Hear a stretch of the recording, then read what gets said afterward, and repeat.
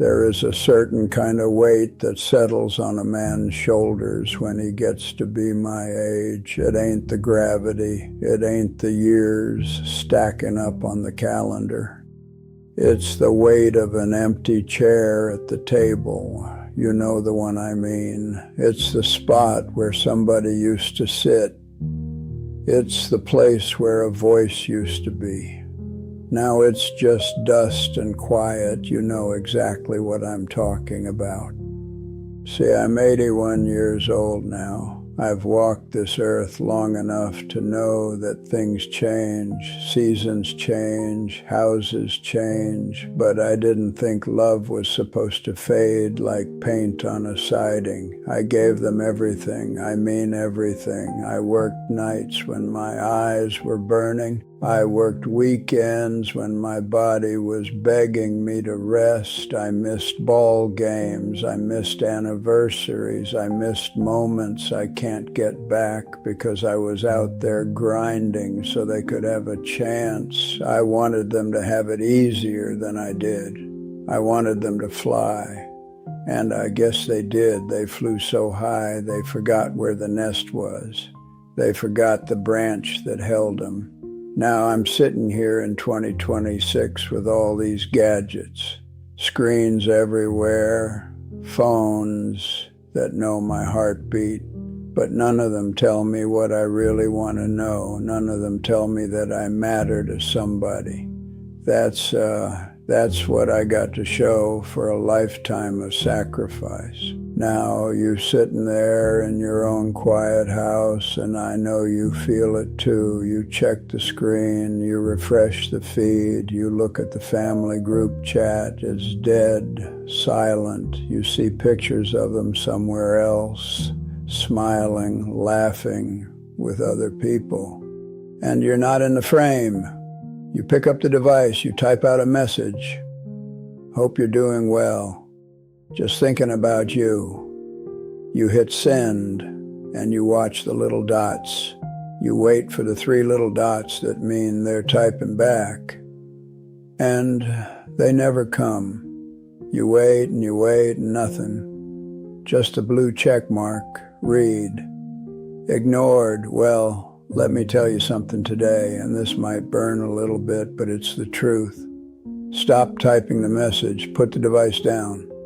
Don't you beg for a spot in their life.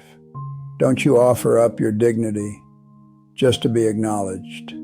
They chose to be distant. They did.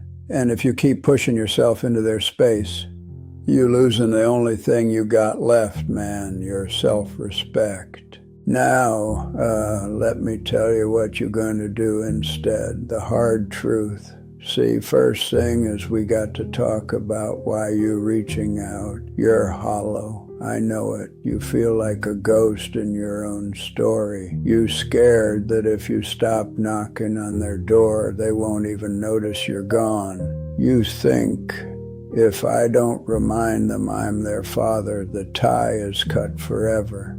Well, listen to me close. If you have to convince your own child to care about you, the care ain't real. Yeah, that's hard to swallow. But demanding attention, that ain't connection. That's noise. And I don't know about you, but I am a grown man. I survived winters without heat. I survived layoffs. I survived heartbreak. I ain't begging for scraps of attention from the people I fed. No, sir, when you chase them down, sounding desperate, sounding needy, you teaching them that you are optional, you teaching them that your time is worth less than theirs, you just hovering around their life like a cloud. And let me tell you, folks move out of the shade, even your own blood. It feels like pressure, so they hide and you search harder and they vanish faster.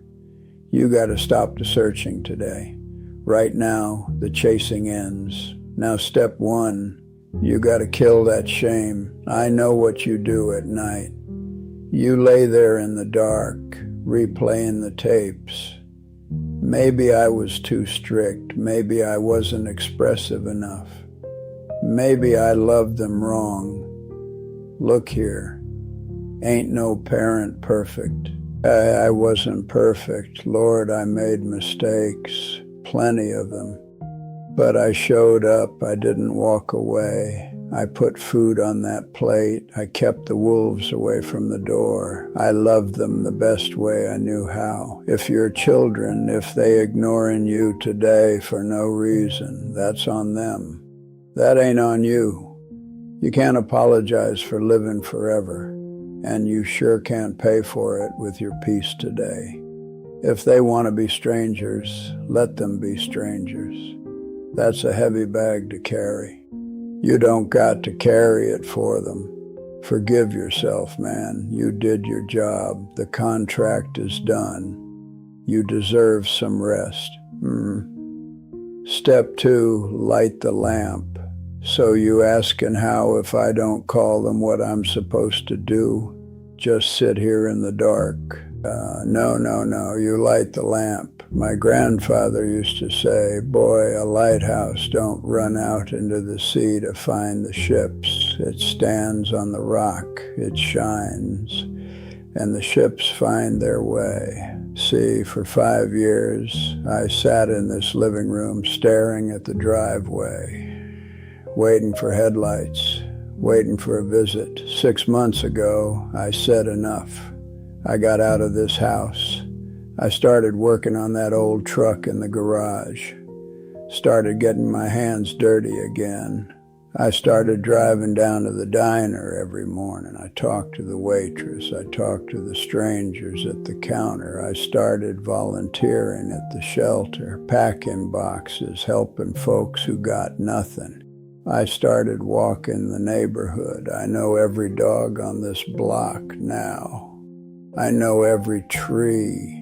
And you know what happened? I became visible again. I became present. I stopped needing them to validate my existence. I validated it myself. You got to get busy. Go fix something. Go help somebody. Make your life so bright that you don't even notice the phone ain't lighting up. Because here's the secret. Children are curious creatures.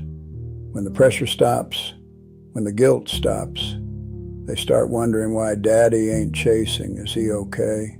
What's he found? And eventually they look. And when they do, they don't find a sad old man waiting in the dark. They find a man who is shining. And that makes them want to come closer. The conclusion. Now I gotta keep it real with you. I ain't gonna lie. Sometimes you light the lamp and the ships still sail past. Sometimes they just don't come back. Sometimes folks are just lost, even your own kin. And if that's the case, if you find your peace and they still stay away, then let them go. Let them go with love, but let them go. You can't force nobody to see you, but you can refuse. Refuse to let their blindness dim your light. You ain't defined by who sits at your table. You're defined by the man you see in that mirror. My truck is running, but I'm going to the diner today, having breakfast with friends, and I'm going to sleep good tonight. I'm going to live. If they want to join me, the seat is open. But I ain't waiting at the window no more, and you shouldn't be neither. Get up, man. Go live.